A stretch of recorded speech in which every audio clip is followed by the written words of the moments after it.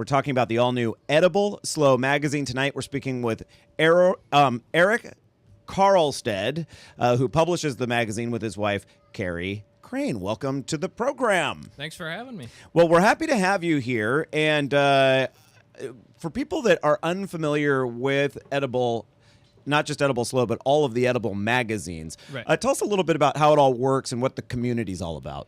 Well, Edible Communities, the larger community, was part of. There's about 70 independently owned magazines Throughout the nation. Throughout the nation, And they're all called Edible, and then Edible Albuquerque, Edible. But the very first one started in Ojai, right? Yeah, it did. And the women that started it, they have grown it, and it just caught on so well. People were so inclined to learn about their local community and the local food scene and the local drink scene, or wine and beer, and spirits in this case, that it just caught on, and they were able to find people around the country that wanted to be part of it. People were very interested, and they got the idea that they'd help people do that, and They just hit it at the right time, right? And that was about a decade ago. And now there's over 70 throughout the nation, and SLO's the newest. Yeah, one of the newest is Edible SLO, and the first issue just came out, and the response has been huge. I bet. We've had, we almost can't keep people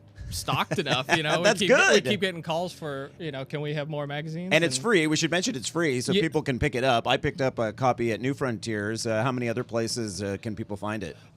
We actually have quite a list of distribution points, and you can find them on our website, edibleslo.com. And it's throughout the county? Yeah, it's county-wide and county-focused. We don't. Yeah. It's not up and down the coastline, north and south of the county. It is just Edible SLO County, so it's very Right. focused on what's going on here.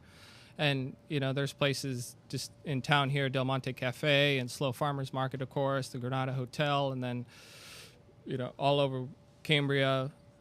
There's Sweet Confections is a distributor, and Arroyo Grande. And Do you try to pick places where people are already going there, because if they're going there, then they have a love for food and local things? A like-minded, sort of Yeah. approach to their food consumption and what they want to feed themselves and their families. So Right. a lot of these, I believe they're all locally owned. I think we've done a pretty good job of sticking with just, it's all local people, local businesses that we want to promote. And that's where we put our magazine, because we want to feature them, and we want people who live in the area and go to these places and know them to pick up the magazine and kind of get a better idea of what's going on in their own community. But by the same token, these are great places to get food and drink and whatnot.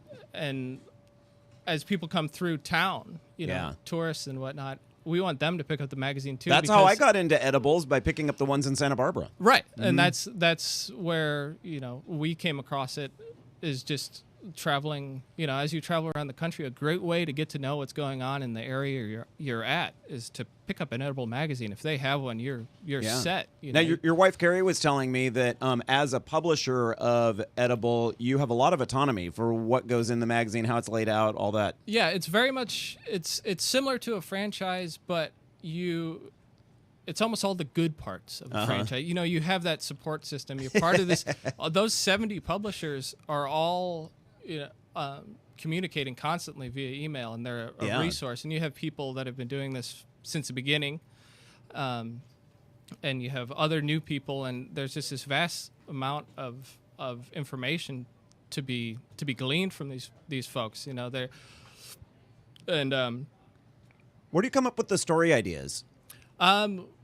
We have things we know about, things that our friends bring up, and one of the best sources is just all our writers. All our writers are, they're all based in the community, and they're all in different corners. And somebody will come up and say, well, they got the great idea about the hops that they're trying to grow in the Edna Valley, which is your cover story. Yeah, which is a big feature in our first issue. But then there's also, somebody might know about this great little shop where they're, making chocolates. It's a local producer, and it's a mom and pop, and it'd be a great feature story. Yeah. Or I'm sorry, a feature story, or it's just interesting to kind of bring them out and put them more in the forefront, and hopefully by putting them in the magazine, you know, it helps promote them more, and just kind of educate the local populace about what's going on here. Yeah, and always in a fresh, local, sustainable sort of way. It appears.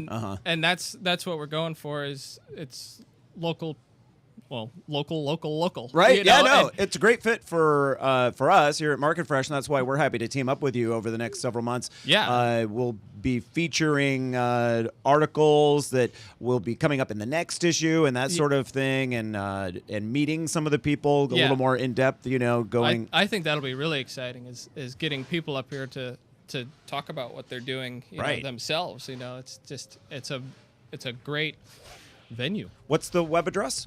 Our website is edibleslo.com. So easy. SLO, right? Yeah, edibleslo.com. And people can get copies mailed to them, too. It's not free in that case. Yeah, you can sign up for a subscription, and we'll be happy to send them to your front door. Eric Carlstedt with Edible Slow, thank you so much. We'll speak with you many times in the future. I look forward to it. And thank you for bringing that magazine here. It's really, anyone visiting the farmers market tonight should pick one up. Lots of great ideas.